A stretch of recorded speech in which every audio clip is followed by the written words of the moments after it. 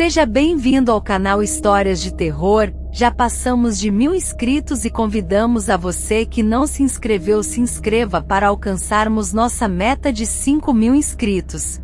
Não esqueçam de deixar o seu like. Vamos às histórias? Por um breve período da minha vida, lá por volta dos meus 15 anos de idade, morava em uma casa muito pequena. Minha família não morou nesta casa por muito tempo, pois ela ficava em meio a uma floresta e era longe de quase tudo, tornando qualquer saída de casa bastante difícil. No entanto, há uma experiência que tive naquela casa durante o tempo em que vivi lá, que nunca me esquecerei. Meu primo Johnny e eu estávamos de férias escolares na época, e planejamos passar a noite na minha casa. Isso era algo que costumávamos fazer. Normalmente, ficávamos acordados até tarde jogando play, assistindo séries ou algo do tipo, tudo isso na sala de estar. Nessa noite, estávamos assistindo a uma série, não me lembro qual era, mas isso não é importante. O que eu lembro é de estar talvez na metade do capítulo quando Johnny continuou olhando para fora da janela. Ligeiramente à direita de onde estávamos sentados, chegou ao ponto em que, a cada minuto, eu podia ver a cabeça dele virar pelo canto do meu olho. Naquela noite estava acontecendo uma tempestade bastante intensa.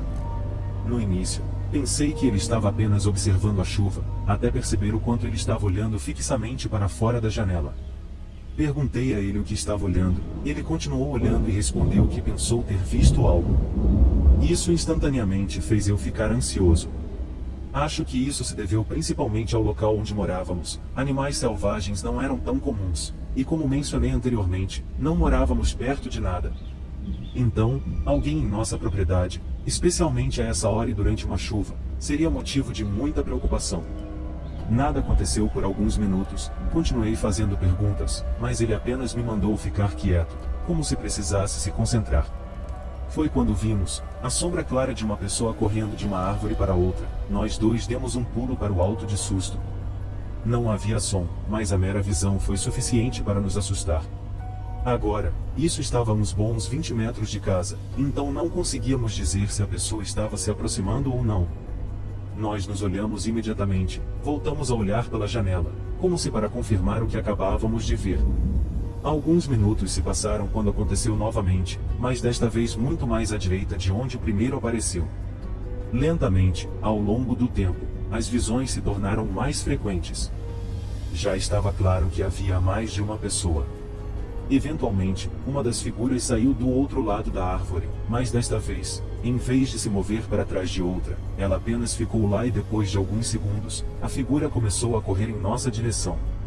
Isso foi suficiente para nos tirar da espécie de transe de incredulidade em que estávamos e correr. Corri direto para cima para acordar meu pai, mas quando ele se levantou e me seguiu para baixo, não havia ninguém do lado de fora. Johnny e eu falamos a ele o que tínhamos visto.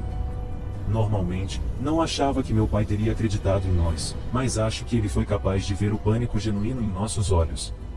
Todos nós verificamos as portas e janelas da casa para ter certeza de que estavam trancadas.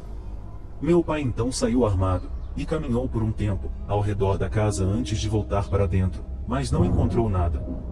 Naquela noite, convencemos ele a dormir na sala junto com a gente. Na manhã seguinte, a chuva quase havia parado, e saímos para avaliar melhor a situação quando amanheceu. Encontramos vários rastros ao lado das árvores que ficavam em frente à janela da nossa sala. Elas estavam ainda claramente visíveis e reconhecíveis como pegadas. Havia até algumas ao redor da casa, em cima das pegadas que meu pai havia feito na noite anterior. Conversei com meu pai sobre isso, e ele disse que elas não estavam lá quando ele saiu. Ainda mais perturbador, nossa cabana tinha sido deixada completamente aberta, e a única coisa roubada foram nossas facas que usávamos para caçar. No entanto, nada disso foi suficiente para fazer meu pai chamar a polícia.